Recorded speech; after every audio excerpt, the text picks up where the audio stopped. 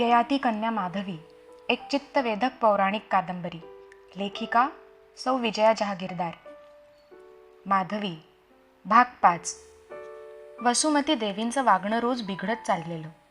मला तर काय करावं हेच समजत नव्हतं. आताशा मला फार भीती वाटते त्यांची नजर पाहिली की घाम फुटतो मला. ती नजर सुरीसारखी माझ्या पोटावर टोचते. त्या नजरेनं पोटातलं बाळसुद्धा अस्वस्थ होऊन हातपाय झाडायला लागतं. असा काहीसा विचित्र अनुभव घेत कसे तरी दिवस मी काढत होते.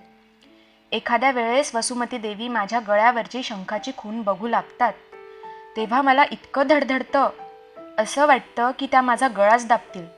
माझा थरकाप होतो. त्यांच्यापासून दूर धावत जावं आणि महाराणींजवळ जाऊन बसावंसं वाटतं. माझ्याशी भगिनीवत वागणाऱ्या वसुमती देवी मी गर्भवती होताच असं का बाई करतात? कुठे राहतो हा मत्सर लपून? असा अचानक कसा येतो पुढे? पण त्यांच्या या तीव्र मत्सरानं अचानक वेडाचं रूप घेतलं आणि मी थक्क झाले. रोज नवी कथा घडू लागली. प्रासादात फिरताना मला त्यांचा धसका वाटायचा. महाराणी मधुमतींना मला सांभाळणं अतिशय अवघड झालं. मग महाराज म्हणाले, महाराणी, माधवीस घेऊन काही दिवस हस्तिनापुरात जावं. आणि माझं मन आनंदाने बहरून आलं. वसुमती देवींच्या तावडीतून सुटण्याचा आनंद तर होताच, पण 6 महिन्यांनी मला माझी प्रिय वास्तू, माझं जन्मगाव, माझी माणसं भेटणार होती. मन तर आधीच तिथे पोचलं, पण प्रत्यक्ष तिथे पोचले तेव्हा मन औदासिन्याच्या धुराने भरून गेलं. तातांनी अयोध्येच्या सम्राटाचं त्यांना शोभेल याच पद्धतीने स्वागत केलं. राजा राणींचा उचित असा सन्मान केला, पण त्यांना बघून मला धक्काच बसला. शुक्राचार्य मातामहांचा शाप त्यांच्या देहावर चांगलाच उमटला होता. त्यांचे अंग अंग सुरकुत्यांनी भरून गेलं. त्यांच्या भेटीमुळे मला होणारा आनंद सगळा नासून गेला. दुःखाने माझ्या डोळ्यातून धारा वाहू लागल्या. त्यांच्या गळ्यात पडत मी त्यांना विचारलं, तात तात, तुमचं हे रूप? होय मुली, ज्याला भीत होतो तेच नशिबी आलं. अतुल पराक्रमी असणारा तुझा हा पिता आज विकलांग होतोय, हीणदीन होतोय. जरा, वार्धक्य, रोज माझा एक एक ग्रास घेत घेत. मुली, तू माझा तिरस्कार तर नाही ना करणार?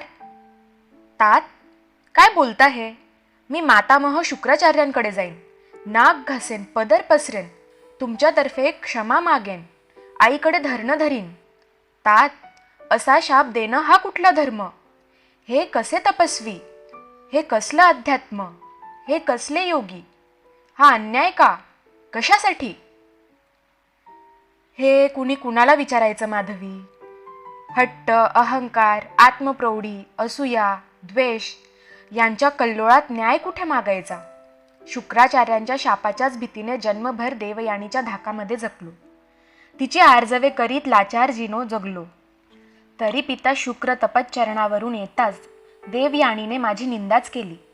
राजघराण्यात कुणी 2 लग्न करत नाही का? मी शर्मिष्ठेशी लग्न केलं, ही महान वंचना. देवयानीची म्हणे वंचना झाली. हा शाप ही देवयानीचीच करणी. पुत्री, आता ती माझी कुणीही नव्हे. माझं मन अनुकंपेने भरून गेलं. मी स्वतः 3री राणी होती. महाराणी मधुमती, वसुमती देवी यांनी गोंधळ घातला, पण महाराज हर्यश्वांचं अहित करण्याची इच्छा कुणी केली नाही. तडजोडच केली होती. तशीच आईलाही करता आली असती. अखेर शम्माई तर तिची मैत्रीणच होती, राजकन्या होती. केवळ आईच्या एका दुष्ट लहरीने तिला दासी केलं होतं. आईने जरा जरी मन मोठं केलं असतं तर सगळे प्रश्न मार्गाला लागले असते. माझ्या तातांची, शम्माईची अशी ताटातूट झालीच नसती. मी तातांना काही उत्तर देणार तेवढ्यात आई लगबगीने तिथे आली आणि चिडून म्हणाली, माधवी, मला वाटलं पतीसह तू आत येशील. येणारच होते आई, पण तातांमध्ये झालेला हा दुर्दैवी बदल. अगं, उदास झाले ग मी. ज्याचे त्याचे कर्मभोग माधवी. मी खूपदा सूचना दिल्या महाराजांना, सावध केलं. शर्मिष्ठा माझी दासी आहे हे परोपरीने सांगितलं. माधवी, ज्याचं दुःख तोच जाणतो. तुला नाही कळायचं ते. मला फसवून शर्मिष्ठेशी लग्न केलं त्यांनी. त्याचं मोल चुकवावंच लागेल त्यांना. आई, नको ग अशी कठोर होऊस. चल, आपण मातामहांशी बोलू. मी त्यांना विनवते. माझं कार्य संपलं की तातांच्या ऐवजी त्यांनी मला द्यावा शाप. मी भोगेन आनंदानं, पण तातांना वार्धक्य नको ग माते. असं अवेळी. अजून 50शीही आली नाही, तोवरच ते 100चे दिसू लागतील हळूहळू. आई, बघवणं कठीण आहे ग. माझ्या तातांचा राग क्रोध मोठा कठीण आहे माधवी. त्यांची शापवाणी कधीही असत्य होत नसते. त्यांची तशी तपस्साधना आहे, सिद्धी प्राप्त झाल्या आहेत त्यांना. हे जाणूनही आई तूच त्यांच्या पुढे तातांची निंदा केलीस ना. माझ्या तातांविषयी तक्रारी केल्यास. माझ्या पित्याबद्दलचा क्रोध तूच त्या क्रोधिष्ट तपस्व्याच्या मनात भरवलास ना. का आई, का? हे मला विचारतेस? त्यांना विचार ना. जा, त्यांना विचार. त्या लज्जाहीन शर्मिष्ठेला विचार. असह्य केलं त्यांनी माझं जीवन. मग माझ्या पित्याखेरीज कुठे जाणार मी? हे सगळं ऐकत असणारे तात मला म्हणाले, माधवी, पुरे आता. माझे भोग मला भोगू दे. या वादात आता काही अर्थ आहे का? जा, यदू पुरू हर्येश्वरांना घेऊन गेले आहेत. तूही विश्राम कर. तुझा इथला निवास सुखाचा होऊ दे. मी आतल्या कक्षात गेले. थोड्याच वेळात चंदना धावत आली. मला मिठी मारत म्हणाली, सखे, कशी आहेस तू? मग कितीतरी वेळ आम्ही गप्पा गोष्टी करीत राहिलो. मग बोलता बोलता ती तातांच्या शापाविषयी बोलू लागली. सखे, हल्ली सगळ्या हस्तिनापुरात एकच चर्चा आहे, महाराजांच्या त्या दारुण शापाची. आणि मी एकदम मुग्ध झाले. आणि काय चंदना, बोल की ग. माझा जीव घाबरतो सखे. आणि काय? माझी शम्माई तर बरी आहे ना? माधवी, त्यांनी तर आपली प्राणत्यागाचीही तयारी दाखवली.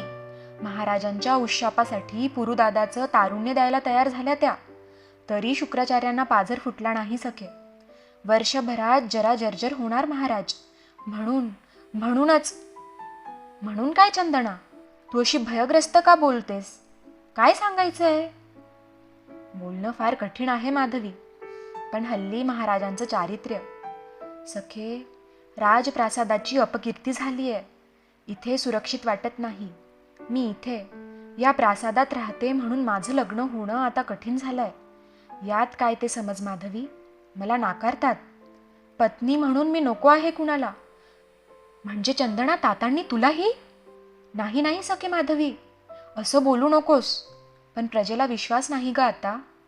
प्रत्येक दिवशी वार्धक्य त्यांच्या जवळ येणार, म्हणून महाराज प्रत्येक दिवस नवीन मुलीच्या सहवासात. पुरे चंदना, ऐकवत नाही. मी तो विषयच बंद केला. माझ्या तातांमुळे चंदनाचं लग्न होणं कठीण झालंय. हे कटू सत्य मला सहन होत नव्हतं. तेवढ्यात तुर्वसू आणि द्रुह्यू मला बोलवायला आले. आईने बोलावलं होतं. तो पूर्ण दिवस आईने मी दोषी नाही, असेलच तर तातच दोषी आहेत, आणि शर्मिष्ठा तर महापातकीच, हेच परोपरीने सांगण्यात व्यतीत केला. मी ऐकत होते, तिचीही बाजू समजावून घेत होते. परंतु आपल्या पित्याच्या श्रेष्ठतेचा ताठा, गर्व आणि सर्वांना नियंत्रणाखाली ठेवण्याची आस, आकांक्षा आणि धडपड याखेरीज मला तरी काही सापडलं नाही. दुसऱ्या दिवशी मी महाराज हर्येश्वरांसह शुक्राचार्य मातामहांना पदवंदन करण्यासाठी गेले. मला तातांसाठी काही मागायचं होतं, तर महाराजांना आपल्या भावी पुत्रासाठी. शुक्राचार्यांची सिद्धी सर्व ऐकून होते. आम्ही बघतही होतो. पण असं इतरांचं वाटोळं करणारी सिद्धी मला मुळीच वंदनीय वाटत नव्हती. तरी सुद्धा मी गेले. आम्ही दोघांनी वंदन करताच त्यांनी आम्हास भावी पुत्रास आशीर्वाद दिला. मला कुरवाळत ते म्हणाले, पोरी, अगदी आपल्या मातेची प्रतिकृती तशीच दिसतेस. मला तर तिचाच भास झाला क्षणभर. ती अगदी अशीच दिसायची. बस पौत्री, तुझे काय प्रिय करू? तुला आजच्या दिवशीची काय मी भेट देऊ? माझं मन आनंदाचं कारंजत झालं. मी तातांचं कल्याण करायला हा क्षण वापरणार होते. मी शब्द योजना करू लागले. तोच शुक्राचार्य मातामह एकदम म्हणाले, त्या नाठाळ शर्मिष्ठेसाठी वा तुझ्या पित्यासाठी काहीही याचना करू नकोस. तुझ्या स्वतःसाठी माग. हे ऐकून माझे शब्द गोठून गेले. महाराज मात्र इक्ष्वाक वंशाचं कल्याण होईल असे आशीर्वाद द्यावे, असं पुन्हा पुन्हा बोलत होते. मातामह तथास्तु म्हणत उठले आणि त्यांनी माझ्या पुढे एक सुंदर वस्त्र ठेवले. म्हणाले, माधवी, हे इंद्राणीने देवयानीला दिलेले पवित्र वस्त्र आहे. देवयानीने तिची आठवण म्हणून ते एकदा कधीतरी पुन्हा माझ्याजवळ आणून ठेवले. ते मी तुझ्यासाठी घेऊन आलोय. मी ते वस्त्र बघतच राहिले. ते वस्त्र स्वर्गीय होतं. पृथ्वीवरच्या कुठल्याही वस्त्राची त्या वस्त्राशी तुलना होणंच कठीण होतं. इतकं ते अप्रतिम होतं. मनोहर केशरी रंग, त्याला वितीचे जरी काठ गर्द हिरव्या रंगाचे, तसाच गर्द हिरवागार पदर, काठावर मोहक वेलबुट्टी, पदरावर मोर आणि गर्भरेशमी केशरी, अंगावर सगळीकडे चारोळी एवढे जरी बुट्टे. मला आठवले, आई वसंतोत्सवातील नृत्यासाठी ते नेसली होती. मी ओढीने ते वस्त्र घेतले. ते वस्त्र माझ्या अंगावर पांघरत मातामह म्हणाले, अगदी देवयानीच दिसतेस आज तू. त्यांना वंदन करून आम्ही अशोक वाटिकेत शम्माईला वंदन करण्यासाठी गेलो. महाराज थोडा वेळ थांबून यदुदादा पुरुदादाबरोबर अश्वारोहण करायला गेले. मी शम्माईला ते दिव्य वस्त्र दाखवताच शम्माई म्हणाली, माधवी, माझ्यावर तुझा विश्वास आहे ना? मी काही सांगितलं तर तुला मान्य होईल ना? मी चमकून म्हणाले, असे का विचारतेस आज शम्माई? अगं, मी तुला आज का परकी झाली आहे का? यावर निश्वास टाकत ती म्हणाली, माधवी, तसं नाही. पण मग ऐक आता, हे वस्त्र अपशकुनी आहे. हे वस्त्र तू कधीही नेसू नकोस. या वस्त्रामागेच आमच्या साऱ्या जीवनाची पडझड आहे. या वस्त्राने सगळेच दारुण घडले. ऐक, देवयानी माझी मैत्रीण, मी राजकन्या. आमचे राजगुरू म्हणजे देवयानीचे पिता शुक्राचार्य होते. त्यांच्या संजीवनी विद्येमुळे त्यांचे आमच्यावर अपार उपकार. त्यामुळे देवयानीशी मी सदैव जमवून घेईन. तिचे अनेक अपमान गिळून टाकीत असे. एकदा आम्ही मैत्रिणी जलविहारास गेलो. तेव्हा हे वस्त्र प्रथम देवयानीजवळ पाहिलं. मलाही असा तुझ्यासारखाच मोह झाला. मी तलावाबाहेर आधी आले आणि हे वस्त्र गुंडाळून क्षणभर पाहिले. ते बघून देवयानी इतकी संतापली की मला तोंड टाकून खूप बोलली. मी वस्त्र चटकन तिथे ठेवलं आणि तिच्या रागाला, बोलण्याला भिवून माझे वस्त्र नेसून धावत सुटले. तिने मला शुक्राचार्यांकडून भस्म करून टाकायची धमकी दिली. राजकन्येचा ताठा मिरवण्यासाठी मी तिच्या वस्त्रावर अतिक्रमण केलं, असं ती म्हणाली. माधवी, त्या वयात जगणं हे सर्वात प्रिय वाटतं. आपलं भस्म होईल म्हणून मी पळत सुटले. काही सख्या माझ्या मागे धावल्या आणि काही जणी देवयानी बरोबर धावू लागल्या. मी कशी बशी राजवाड्यात पोचते न पोचते तोच वार्ता आली की देवयानी विहिरीत पडली. पण विहिरीत पाणी नाही. माझे वडील स्वतः तिला काढण्यासाठी गेले. त्या अपघाताला मला शर्मिष्ठेनेच विहिरीत ढकलले, असं देवयानी म्हणाली. म्हणून मलाही तातांनी पुन्हा तिथे बोलावले. माझे वडील म्हणजे महाराज वृषपर्वा. ते पोचेपर्यंतच महाराज ययाती कुठल्या दैवयोगाने तिकडे आले होते हे एक नियतीच जाणते. सख्यांनी देवयानीला विहिरीतून काढण्यासाठी त्यांना बोलावले. त्यांनी दोर आत टाकला आणि ती थोडी वर येताच आपला हात देऊन तिला वर काढले. हे सम्राट ययाती आहेत, हे कळताच यालाच पाणीग्रहण, असं म्हणून देवयानीने त्यांना विवाह करावा असं स्वतः सुचवलं. आणि मी तिथे जाताच संतापाने ती म्हणाली, राजकन्ये, मी आता सम्राज्ञी होणार.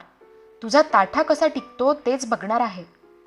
मी तिची वारंवार क्षमा याचना केली. वस्त्र मी केवळ क्षणभरच अंगावर धरले. मी पण तुझी सखीच आहे ना, मग क्षमा नाही का ग करणार, असं विनवून सुद्धा तिने विवाह प्रसंगी शर्मिष्ठेने माझं जन्मभर दास्य करावं हा हेका धरला. रात्रभर माझे तात रडत होते. शुक्राचार्यांच्या संजीवनी विद्येमुळे आमचे राज्य सुखरूप होते.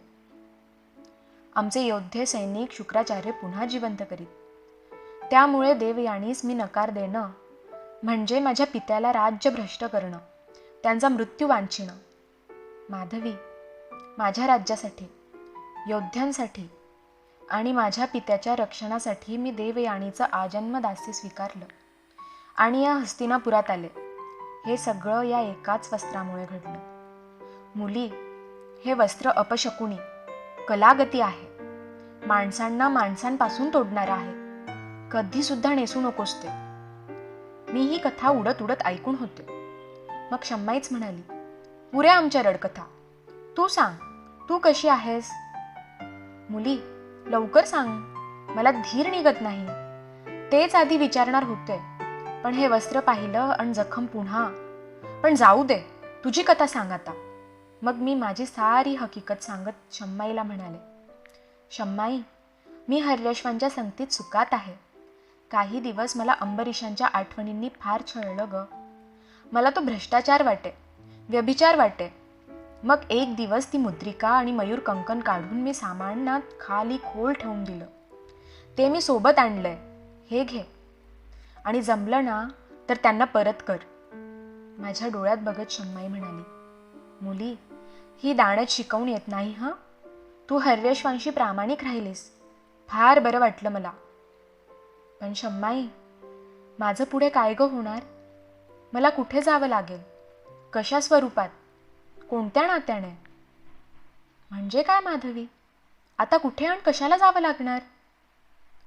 शम्माई, हर्यश्व महाराजांकडे 800 अश्व नव्हेत, 200च. फक्त वर्षभरासाठीच मी त्यांची भार्या आहे.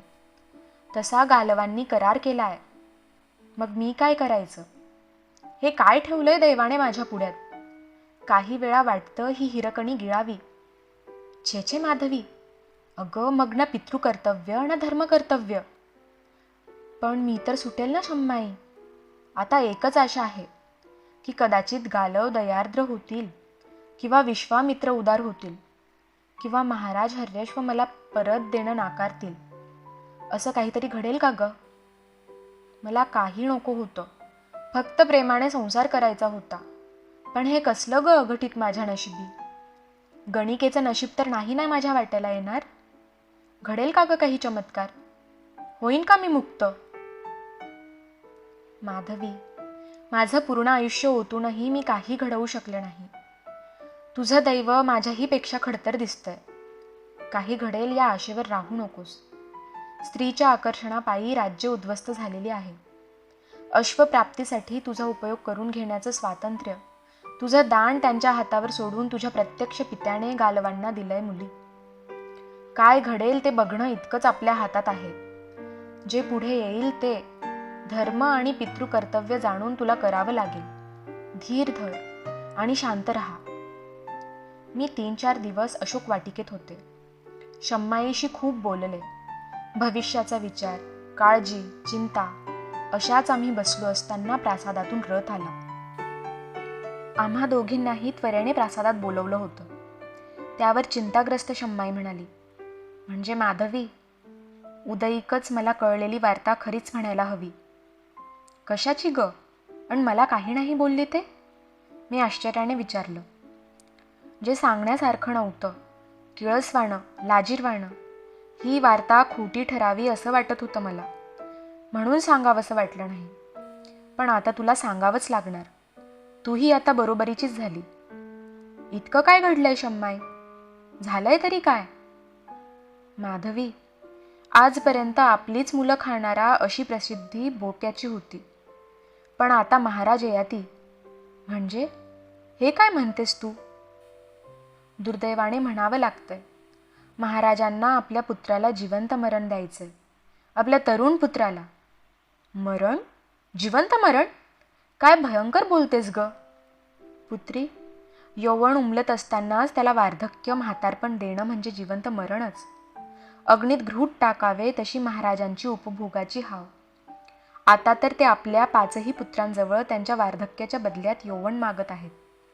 आणि माधवी, ऐकून ठेव, हे साहस फक्त माझा पुरू करेल.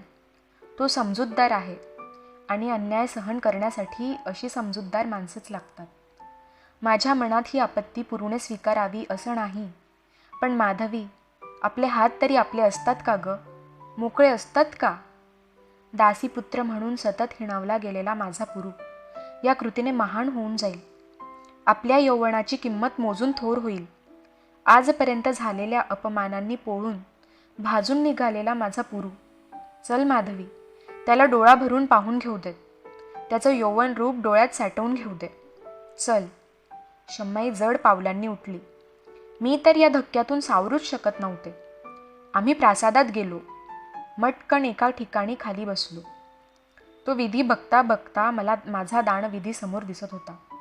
पुरुदादाच्या यौवनाचं दान तातांच्या हातावर सोडण्याचा त्या जीवघेण्या कर्मविधीचा एकदा अखेर झाला.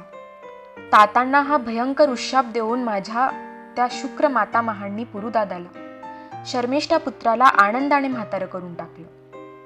तात आणि पुरुदादा दोघातही अपेक्षित बदल दिसू लागला. शुक्राचार्य मातामह आपल्या सिद्धीचा हा दृश्य परिणाम मोठ्या धन्यतेने पाहत होते. आई पण अभिमानाने आपल्या पित्याचं सामर्थ्य आणि यौवन भरू लागलेले तात यांच्याकडे पाहत होती. तातांनी पुरुदादाला हर्षभराने आलिंगन दिलं आणि आपला राजमुकुट त्याच्या शिरावर ठेवला. सम्राट पदाची द्वाही पुरुदादाच्या नावाने सर्व राज्यात फिरवण्याची आज्ञा तातांनी दिली. त्याच क्षणी संतापाने लाल झालेली माता ओरडून म्हणाली, महाराज, आता माझं स्थान ते कोणतं? मी आता महाराणीही नाही आणि राजमाताही नाही. त्या दासीपुत्राला राजा करणारे तुम्ही कोण? मी शर्मिष्ठेच्या आज्ञेखाली कदापि राहणार नाही. यावेळी मात्र पुरुदादाच्या संयमाचा बांध कोसळला. तो ओरडून म्हणाला, माते, मला समजू लागल्यापासून तू मला सदैव दासीपुत्र म्हणून हिणवलं. पित्याचं प्रिय जो करतो तोच खरा पुत्र ठरतो. आज मी खरा पुत्र ठरलो. हे राज्य आता माझं आहे. इथे माझा अधिकार चालेल. यापुढे तुला माझा अंकित होऊनच राहावं लागेल. हे ऐकून ठेव. यापुढे काही अपशब्द बोललीस तर तो सम्राट पुरुराजाचा अवमान ठरेल आणि त्याबद्दल कडक शिक्षा आहेत हे मी तुला सांगायला नको. यावर संतापाने तोल सुटलेली आई म्हणाली, अरे दासीपुत्रा, डुकराने सिंहाचं कातडं पांघरलं म्हणून तो सिंह होत नाही. देवयानी, तोंडावर देवयानी. तात ओरडलेच. तोच शुक्राचार्य मातामहांकडे बघत आई म्हणाली, तात, ही तुमची लाडकी देवी, तुमची कन्या आज अपमानित होत आहे आणि तुम्ही इतके शांत की तुमचाही अनुग्रह संपला. त्या पुरुच्या नावानं शाप द्या. देवी, खूप झाला तुझा ताठा. हा शर्मिष्ठेचा असला तरी सम्राट ययातीचा पुत्र आहे, तसाच तुझाही आहे. आज फार मोठं दिव्य केलंय त्याने. त्याच्या तोडीचा पुत्र होणे कठीण. तो आता सम्राट आहे. त्याच्याशी आदराने सन्मानाने वागणं हा तुझा धर्म आहे. कळलं ना देवी? मातामहांनी कन्येला, माझ्या आईला चांगलंच फटकारलं.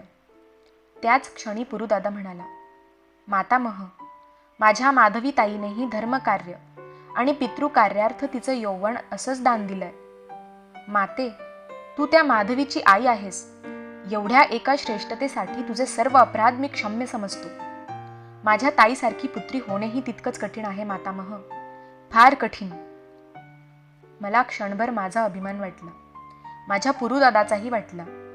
आम्ही दोघेही दुर्दैव होतो, पण काहीतरी श्रेष्ठ कर्म करीत होतो, एवढी अपार समाधानाची गोष्ट होती.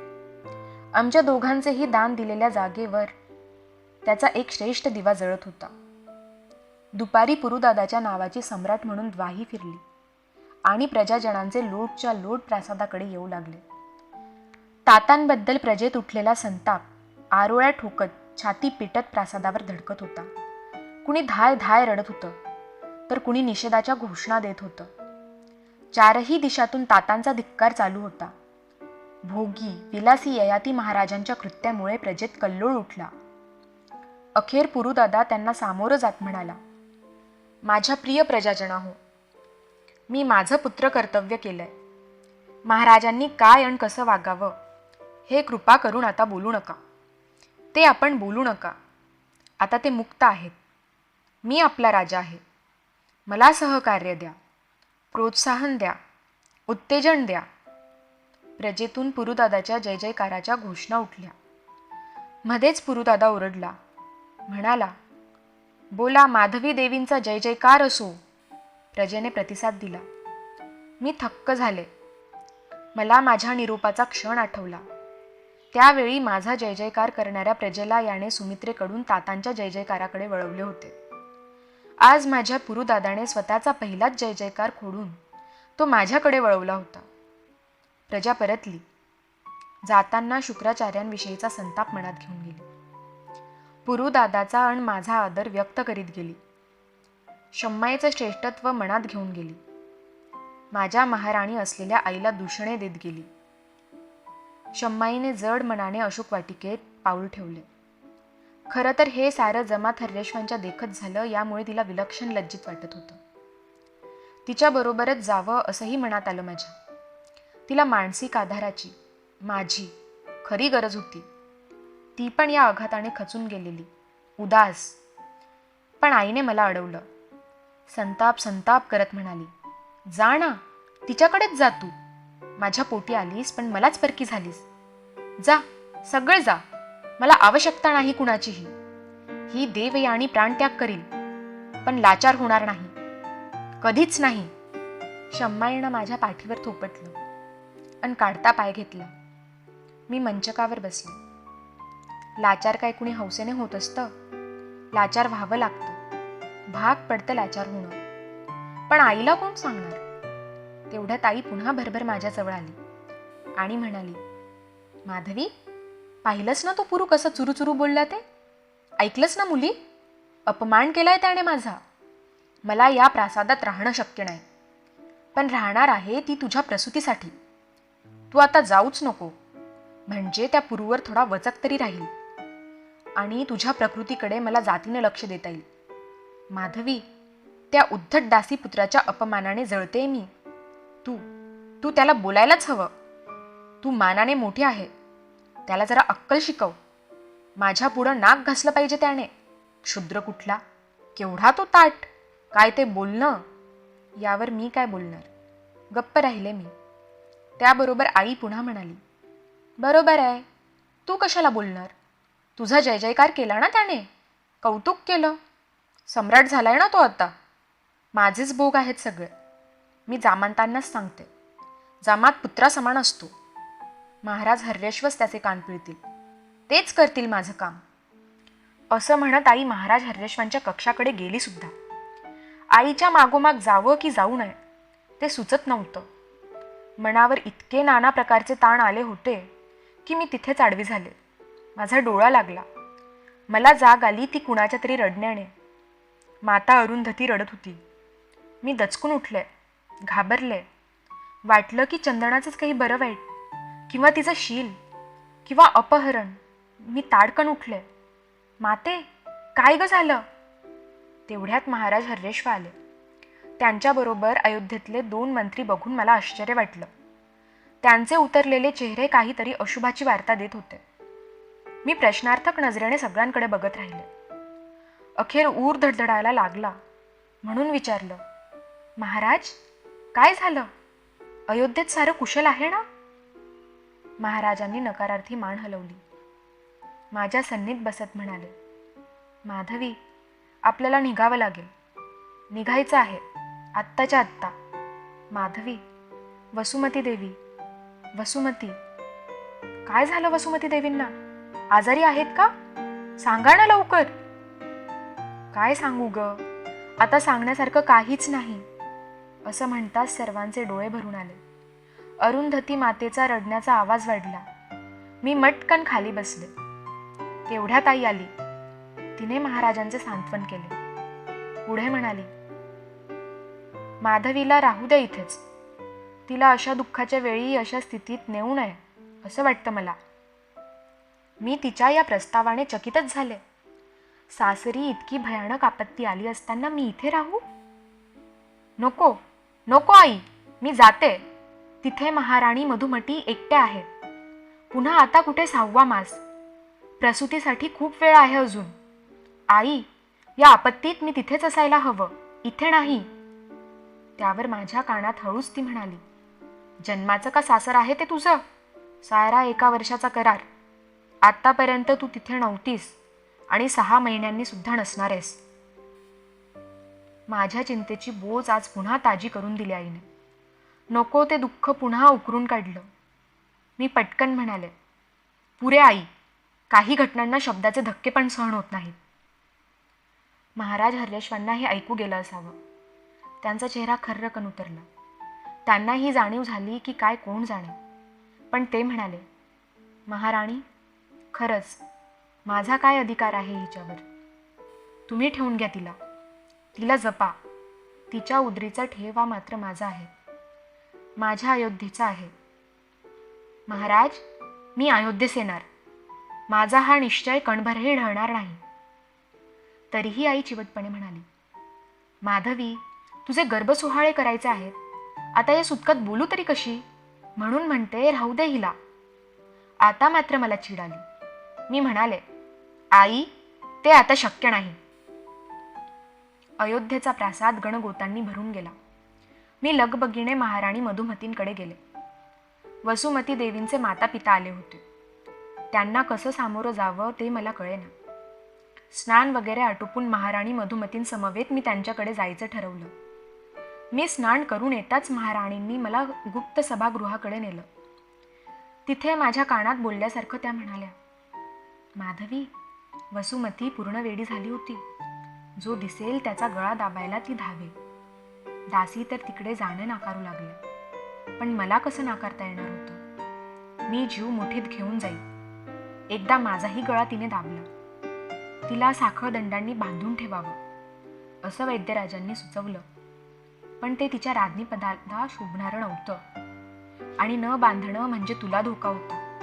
कारण ज्यांचा ज्यांचा गळा ती दाबायची त्या त्या व्यक्तीला ती माधवी समजून असं करीत असे. माधवी, 8 वर्षांनंतर लाभलेल्या राज्याच्या भावी युवराजाला जपणं हे माझं काम होतं. महाराणींचं तोंड बोलता बोलता कोरडं पडत होतं. त्यांना दम लागला. त्या काय सांगतात ते मी श्वास रोखून ऐकू लागले. थोडं पाणी पिऊन त्या पुढे म्हणाल्या, राजवैद्यांनी आपली असमर्थता प्रकट केली. वसुमती सुधारणं अशक्य होतं. त्या दिवशी मी फळं घेऊन तिच्या कक्षात गेले. मला तिची फार भीती वाटायची. माझा गळा दाबला तर पळता यावं म्हणून मी दार उघडं ठेवायची. बाहेर गौराईला ठेवत असे. मी फळं कापू लागली. तोच वसुमती धूम पळत सुटली. थेट वरच्या सौधावर गेली आणि तिने उडी टाकली ती खालच्या तलावात. आम्ही सगळे तिथे पोचेपर्यंत ती मृत्यू पावली होती. आता हे सगळं मी महाराजांना तरी कसं सांगू? तिचे माता तात तर विषप्रयोगाचा आरोप करीत आहेत. माधवी, खरं सांगते, तिची अवस्था इतकी भयप्रद होती की तिचा मृत्यू झाला. ती गेली त्याचं मला क्षणभरही दुःख झालं नाही. हे सत्य सांगते. ती जर जगली असती तर तुझ्या जीवाला तिने अपाय केलाच असता. आणि बाळाला काय केलं असतं हे तर सांगताच येत नाही. तुला हे इतक्या विस्ताराने खरं तर सांगू नये. पण सखे, तू तलावाकडे जाऊ नको.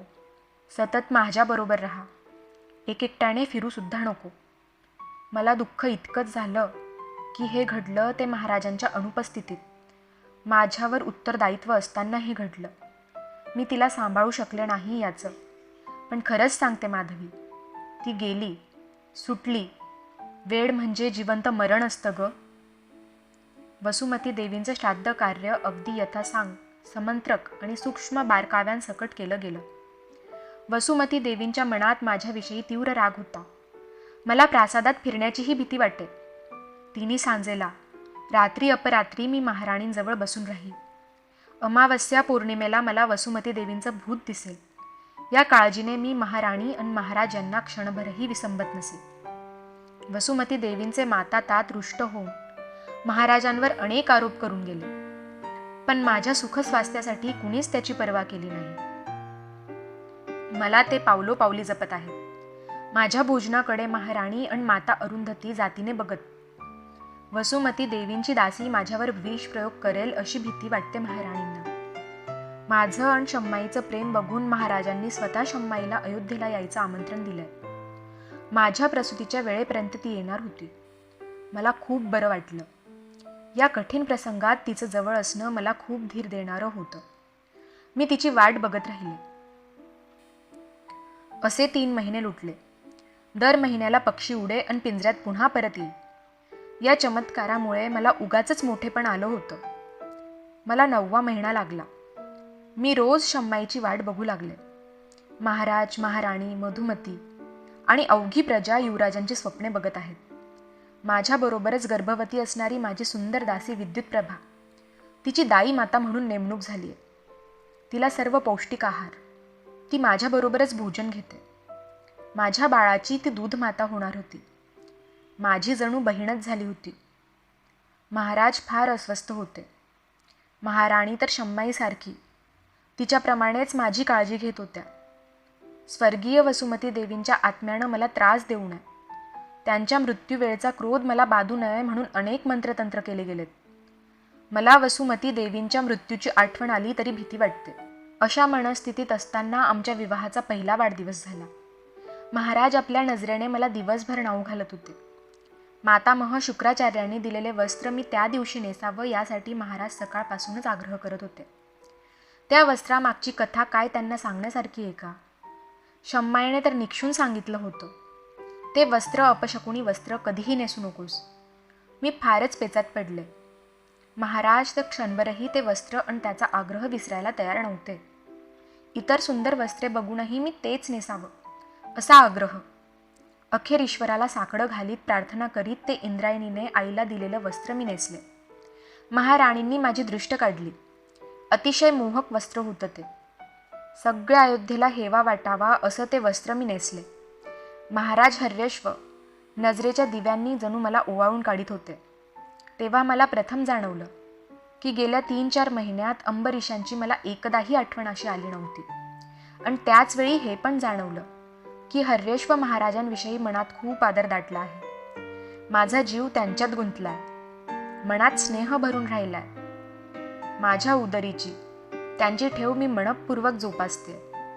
अयोध्येचा राजवंश माझ्या उदरी जन्माला येणार आहे. ते वस्त्र मला थोड्याच वेळात नको नकोसे झाले. शम्माईवरचा अन्याय, ती कथा, पुरुदादा यांच्या आठवणींनी कातर झाले मी. सगळे नको नको म्हणत असतानाही मी ते बदलले. अपशकुनी छायेपासून दूर गेल्यासारखं वाटलं. आणि त्याच वेळी दासी धावत आल्या, शम्माईला घेऊनच. त्या वस्त्रात तिने मला पाहिलं नाही हे किती सुदैव माझं. आपण आलात, माझी चिंता दूर झाली, महाराणींची चिंता दूर झाली. आपले स्वागत असो माते. महाराज मनापासून बोलले. महाराणीही शम्माईला वंदन करत म्हणाल्या, माते, माझे वंदन स्वीकारावे. एका नवीन स्नेहबंधाची सुरुवात माते या संबोधनातूनच झाली.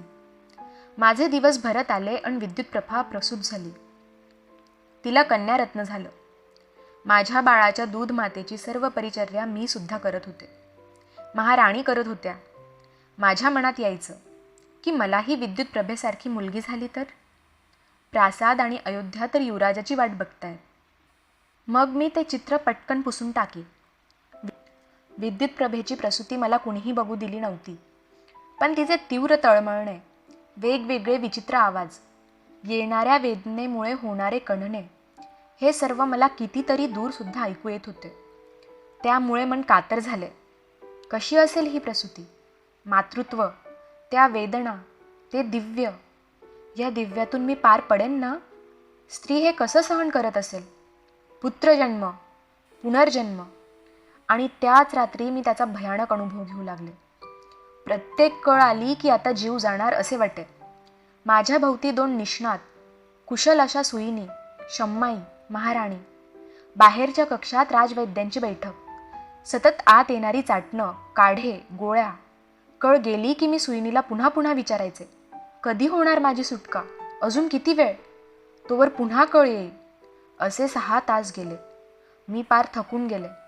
मला क्वचित ग्लानी आल्यासारखे होई. तेव्हा मला वसुमती देवी दिसत. मी त्यांच्याशी संभाषण करे. जणू त्या अदृश्य रूपाने तिथेच आहे तसं वाटायचं. शम्माई मला सावध करे. पुन्हा कळ. कळा संपत नव्हत्या. कधी होणार हा पुत्रजन्म? किती वेदना या? तोच सुईणींनी दासींना हाक मारली, लवकर गरम पाणी तयार ठेवा. वैद्यराजांना म्हणावे, नवजात अर्भकाचं चाटण तयार ठेवा. नवप्रसूत मातेचं चाटण करा. आता फक्त 2 कळांचं काम. मला धीर आला. बरं वाटलं. आणि मी सर्व शक्तीनिशी कळ दिली. काहीतरी वेगळा, जीव घेणा अनुभव. आणि त्याच क्षणी बाळाचे रडणे कानी पडले. सगळीकडून पुन्हा एकच कल्लोळ झाला. हर्षोत्फुल्ल कल्लोळ कानांनी ऐकला. सगळ्यांच्या चेहऱ्याकडे नजर टाकली आणि हळूहळू मी ग्लानीत गेले. मी डोळे उघडले तेव्हा महाराज हर्यश्व रूढी परंपरा तोडून मला शिवून माझ्या उशाशी बसले होते. हळुवारपणे केसातून आपला हात फिरवित होते. माधवी, जागी झाली? अगं प्रजेत तुझा जय जयकार चाललाय. आणि प्रिये, कल्याणी, माझ्या मनात सुद्धा. तू मला पुत्र दिलास माधवी. मला जन्माचं अंकित केलंस. पुत्रजन्मानंतरची ही आपली पहिली भेट. लाडके, ही मोहनमाळ तुझ्या गळ्यात घालू दे मला. पुत्रोत्सव साजरा करू दे. मी दचकून पाहिलं. आम्ही एकांतात होतो. सगळे बाहेरच्या कक्षात मुद्दामच गेले असावे. महाराज म्हणाले, स्त्रियांची मान्यता नव्हती या भेटीला, पण मी त्यांना विनवलं आणि प्रिये, तुझ्याजवळ बसून राहिलो. आता जातो. महाराज गेले. मला काही बोलताच आलं नाही. मोहनमाळेचे 7 पदर माझ्या वक्षावर पसरले होते. महाराजांच्या प्रेमाने मन व्यापून टाकलं. त्यांचं प्रेम केवळ तणावर नव्हतं. मनाचे असेच 7 पदर, माया, सौजन्य, मृदुता, कोवळीक, एकरूपता, काळजी आणि प्रेम माझ्या मनभर पसरले होते. रोज शांतीपाठाचं पठण चालू झालं. सोनार बाळ लेणी घडवत होते. ज्योतिषांनी पत्रिका मांडली. अप्रतिम पत्रिका होती. चक्रवर्ती सम्राटाचे उत्तम ग्रहयोग. रोज तीच चर्चा, नावांची यादी. महाराज आणि महाराणी त्यात रंगून गेले होते. बारसं एका दिवसावर आलं. महाराणींना आणि शम्माईला क्षणाची उसंत नव्हती. त्या दिवशी महाराज अचानकच आले. क्षणभर थांबून म्हणाले, माधवी, पुत्राचं नाव काय ठेवायचं? ग्रहाप्रमाणे व हे अक्षर येतंय. माझ्या मनात काय काय उचंबळून आलं. व म्हणताच वसुमती देवी. मी एकदम म्हणाले, मी जर एखादं सुचवलं तर चालेल तुम्हाला? तुम्हाला आवडलं नाही तर? आनंदाने सांग माधवी, तुझी इच्छा आज्ञा मानू आम्ही. सांग. महाराज, मला आज वसुमती देवींची आठवण अस्वस्थ करते. त्यांच्याही मनात आपल्याला पुत्र व्हावा हीच आकांक्षा होती ना? त्यांच्याही मनात पुत्राची अशीच मोहक प्रतिमा असेल. त्या दुर्दैवाने अर्ध्या संसारातून अगदी तरुण वयातच गेल्या. अति दुर्दैवी अंत झाला. त्यांची आठवण म्हणून आपल्या पुत्राचं नाव आपण वसुमना ठेवूया. चालेल ना? महाराज क्षणभर काहीच बोलले नाही. विकल झाले. मी पण मनातून अस्वस्थ. आपण दुखावलं की काय यांचं मन? तोच महाराज उठले. माझ्या पायाची धूळ आपल्या मस्तकी लावत म्हणाले, माधवी, तू तू फार थोर आहेस. श्रेष्ठ आहे. धन्य आहे माधवी. आपल्या पुत्राचं नाव वसुमनाच असेल. दुसऱ्या दिवशीचा बारशाचा सोहळा इतक्या थाटात झाला की असा उत्सव कित्येक वर्षात अयोध्येत झालाच नव्हता. हेच वाक्य दासींच्या प्रजेच्या मुखी होतं. मी दिवसभराच्या श्रमाने पडले होते, पण मला झोप लागत नव्हती. महाराजांचं प्रेम मला क्षणोक्षणी जाणवत होतं. मी त्यांच्यात पूर्ण गुंतले. त्यांनी वेळोवेळी शिंपलेले प्रीतीचे मोहक रंग, प्रेम, आदर, सत्कार सारं आठवत राहिलं. वसुमनाच्या गोंडस रूपात त्यांची प्रीती जणू भरून राहिली. त्यांची चेहरेपट्टी आणि माझा गौरवर्ण, कुरळत दाट जावळ, गुटगुटीत, शांत वसुमना, अयोध्येचा राजपुत्र, युवराज, विद्युतप्रभा वसुमनाला आता सांभाळेल. महाराणी शम्माई. तरी पण मी त्याला घेऊन तासनतास बसायची. झोप लागली की अर्धजागृत अवस्थेत काही बाही दिसे. स्वप्ने पडत. स्वप्नात ते केशरी वस्त्र मी नेसले होते आणि बघता बघता माझ्या तातांसारखी म्हातारी झाले. शम्माई ते वस्त्र नेसल्याबद्दल मला रागवत होती. तोच मृत्यू पावलेल्या वसुमती देवी. पुन्हा ते वस्त्र. मी किंचाळून जागे झाले. पुन्हा निद्रा. पुन्हा तेच स्वप्न. महाराज हर्यश्व मला आधार देऊन चालवत होते. मग त्यांनी मला आपल्या महालात नेलं. मखरात बसवलं. माझी पूजा केली आणि पायावर डोकं ठेवत म्हणाले, तू माझी देवता आहेस. मला सोडून जाऊ नकोस. नाही ना ग जाणार? मी त्यांना गच्च आलिंगन देत म्हणाले, नाही नाही महाराज, कधीच नाही जाणार मी. सांगू का राजन, माझं तुमच्यावर फार मन जडलंय. आणि आपला वसुमना, त्याने तर आपले धागे अगदी घट्ट केलेत. आता फक्त मृत्यूच आपली ताटाटूट करेल. यावर अत्यंतिक प्रीतीने त्यांनी मला बाहूपाशी धरलं आणि मला जाग आली. पहाट झाली होती. पहाटेची स्वप्न खरी होतात. हेही स्वप्न खरं व्हावं. अयोध्येतले हे दिवस मनापुढे तरळत होते. तोच माता अरुंधती धावतच आली. वसुमना झोपल्यामुळे महाराणी विद्युतप्रभा, शम्माई सगळ्याच झोपेत होत्या. मी अरुंधती मातेला चूप राहण्याची खूण केली, कुणाची झोप मोडू नये म्हणून. तरी ती मला गदागद हलवत म्हणाली, माधवी, गालव, ते गालव आलेत. महाराजांकडे गेलेत. कदाचित कदाचित आता ते इकडेही येतील. आणि तेवढ्यात ते पुढे येऊन ठाकले. मला माझं मन सावरायला सुद्धा वेळ नव्हता. मनात नव्हतं तरी त्यांना वंदन करताच मला आणि माझ्या वसुमनाला मंगल आशीर्वाद देत ते म्हणाले, मुली माधवी, मंगले, तू या अयोध्येचे महाराज हर्यश्वांचे अत्यंत प्रिय केलेले आहेस. पुत्रास जन्म देऊन हे कल्याणी तू अयोध्येस युवराज दिला. आता आपल्या कराराचा फक्त 1/4 भाग सिद्ध झालाय. कराराचे वर्ष संपून गेले. माझे कार्य अजून बाकी आहे. तेव्हा त्या कार्यपूर्तीसाठी तुझे माझ्याबरोबर येणे अगत्याचे आहे. हे शुभदे, तू धर्मशील कन्या आहे. पित्याने तुझवर काही कार्य सोपवलेले आहे. त्या पितृधर्माला स्मरून तुझा विचार सांग. मी खांबासारखी निश्चल उभी राहिले. माझ्या संवेदना हरवत आहेत. काहीतरी भयंकर वेदना उरात उसळून येते असं वाटलं. महाराज हर्यश्वांच्या डोळ्यातल्या धारा ते आता आवरू शकत नव्हते. भिंतीच्या आधाराने ते कसे तरी उभे आहेत.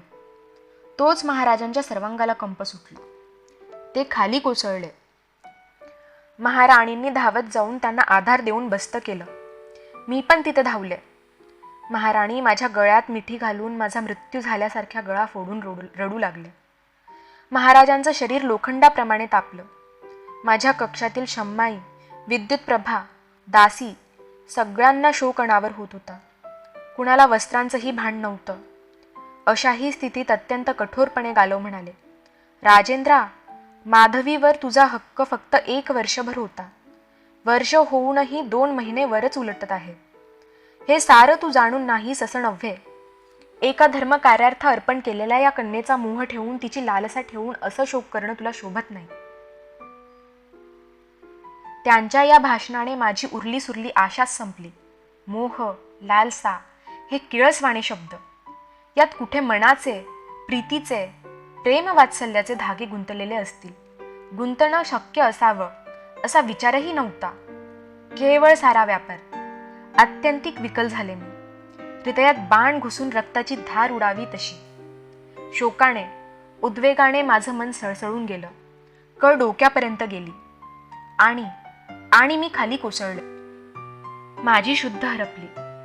मी शुद्धीवर आले तेव्हा राजवैद्यांनी माझ्या कपाळावर वस्त्रे औषध भिजत ठेवून ठेवलेली होती. तो दर्प सगळीकडे पसरला. शम्माई आणि राणी मधुमती माझ्या सन्नीत होते. मला जवळच विद्युत प्रभा दिसली. मी वेगाने थरथरत तिच्या जवळ जात तिच्या पायापाशी कोसळले.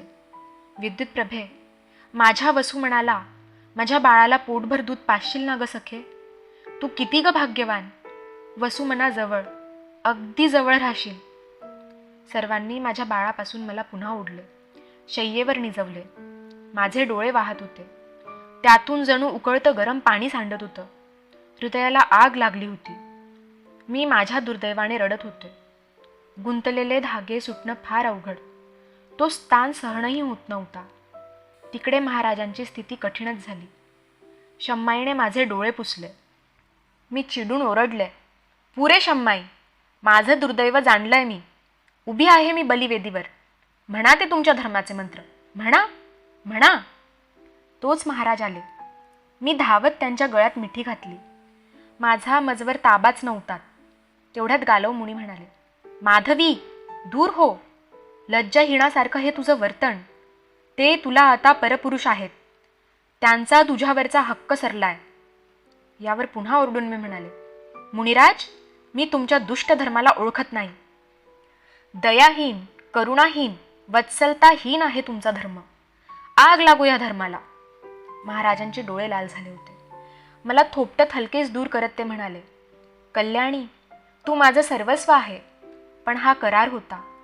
हेच मी तुझ्या स्वर्गतुल्य संगतीत पुत्रप्राप्तीच्या असीम आनंदात जणू विसरून गेलो होतो. आता केवळ तुझ्या स्मृतीवरच जगणारे मी. मजवर राग नकोस धरू शुभदे. कधी चुकून तुझ्या मनाला लागेल असं मी बोललोही असेन. नाही नाही महाराज, तुम्ही तर सदैव माझ्या मनाची काळजी केलीत. माझ्या तणापेक्षाही माझं मन जिंकलत तुम्ही. मनावर प्रेमाची छत्र चामरं धरलीत. सखे, सुखाच्या शिखरावर होतो मी. नाही बोलवत मला. रडू दे, मनमुक्त रडू दे. मला क्षमा कर, क्षमा कर. मी माझ्या पदराने त्यांचे अश्रू पुसत होते. तोच गालव मुनिराजांनी मला ओढून शम्माईजवळ आणून उभं केलं. कठोर, निर्दयी आवाजात म्हणाले, माधवी, तुला हे नाटक बंद करून याच क्षणी निघावे लागेल.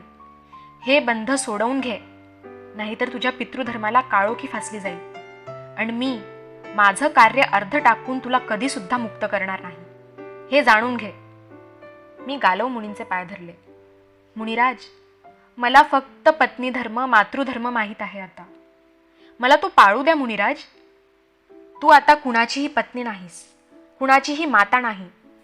तू फक्त मला ययाती महाराजांनी दान दिलेली ययाती कन्या माधवी आहेस.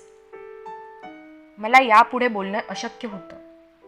मी महाराजांना म्हणाले, महाराज, माझं दान कसंही पडलं तरी तुमचं दान नीट पडलं. वसुमणा तुम्हाला, महाराणींना देऊन जाते मी. जाणं भाग आहे म्हणून. माझ्या पित्याने धर्मवचनात बांधून माझ्या मनाच्या चिंध्या केल्या. राजन, अयोध्या, वसुमणा, आपण उभयतांना सोडवून जातीये. ही आपली शेवटची भेट. माझं आपल्याला अखेरचं वंदन. मी त्यांच्या चरणांना स्पर्श केला आणि अनिवार्य दुःखाने त्यांनी मला आपल्या हृदयाशी धरलं. एकमेकांचे अश्रू पुसत आम्ही दूर झालो. धर्माला आमचं सोयर सुतक सुद्धा नव्हतं. गालव मुनींना आपल्या गुरूंना दक्षिणा द्यायची होती. मुनिराजांना माझं जिवंत दान मिळालं होतं. आणि मला मन होतंच कुठे? वस्तूला मन असतं? ती तर दान म्हणूनही मिळते. घोड्यांच्या प्राप्तीसाठी शुल्क म्हणूनही देता येते. एक वस्तू, फक्त वस्तू. एव्हाना माझ्या अयोध्या त्यागाची दुःखी कहाणी प्रजेच्या घराघरात पोचली आणि प्रजेतले धनिक, कलावंत, विद्यावंत, प्रज्ञावंत, धर्मश्रेष्ठी यांच्या जथ्थेच्या जथ्थे प्रासादावर लुटले. गालवांशी चर्चा करीत, त्यांना विनंती करीत वादही चालू लागले.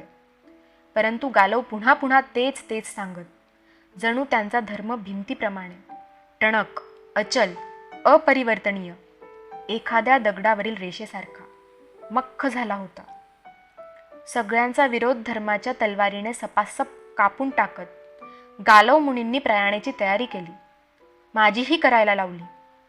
मला महाराणींनी नखशिकांत दागिने दिले. मी नम्रतापूर्वक सगळे नाकारले.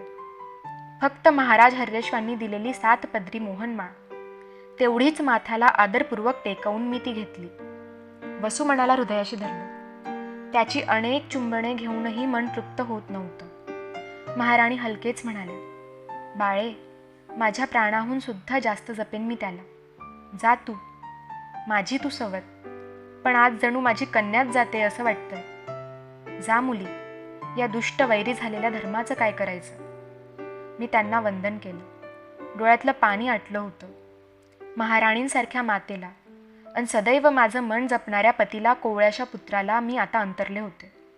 अमर पक्षाचा पिंजरा शम्माईला परत करीत करीत मी म्हणाले, शम्माई, माधवीने कुशल वर्तमान कळवावं असं काही आता उरलंच नाही ग. हा पिंजरा घेऊन जा. माधवी आता मेली. तिचं मन मेलं. आता या पक्षाची सारी कामगिरी संपली. शम्माई, तुझ्यासारखीच तुझी माधवी, कुणाची तरी जन्माची दासी, धर्माची, गालवांची, आणि माता अरुंधतीलाही आता हस्तिनापूरला ने. मी तिची आणि चंदनाची ताटातूट केली आहे. त्याचं दुःख आज कळतंय. घेऊन जा तिला. माझं दैव मला फिरवील तिथे फिरेन मी. आम्ही रथात बसणार तोच नगरातून हजारो माणसे माझा जय जयकार करीत धावीत आले. स्त्रिया, पुरुष सर्वांना मी अखेरचा नमस्कार केला. रथ निघाला. नगरवासी, महाराणी, शम्माई, विद्युतप्रभा, वसुमणा सगळे दूर दूर जाऊ लागले. डोळ्यापुढे उरला एक काळा कभिन्न अंधार. त्यात चमकणारे महाराज हर्यश्व. त्यांची नजर माझ्या पाठीवर थोपटत राहिली. डोळे पाझरत होते. गालवांच्या दृष्टीने एक करार संपला होता. मी कसं तरीच त्यांना विचारलं, कुठे निघालोत आपण? माझ्या आश्रमात. प्रसूतीनंतरचे 2 महिने तुला विश्रांती हवी. त्यानंतर आपण काशी देशात राजा दिवोदासांकडे जाणार आहोत. त्यांच्याकडे अश्व आहेत. मी मूक झाले. काळजी माझ्या तणाच्या विश्रांतीची होती. तणाला टवटवी येणे आवश्यक नव्हते का? माझं मन धर्माच्या नावाने टाहो फोडत होतं. माझ्या पित्याच्या नावाने टाहो फोडत होतं. माधवी भाग 5 समाप्त. तर श्रोते हो, ही कादंबरी पुढे अशीच ऐकण्यासाठी आमच्या वाचनकट्टा या मराठी चॅनलला नक्की सबस्क्राईब करा. आमचे व्हिडिओ लाईक करा आणि शेअरसुद्धा करा. आणि कमेंटसुद्धा करा. धन्यवाद.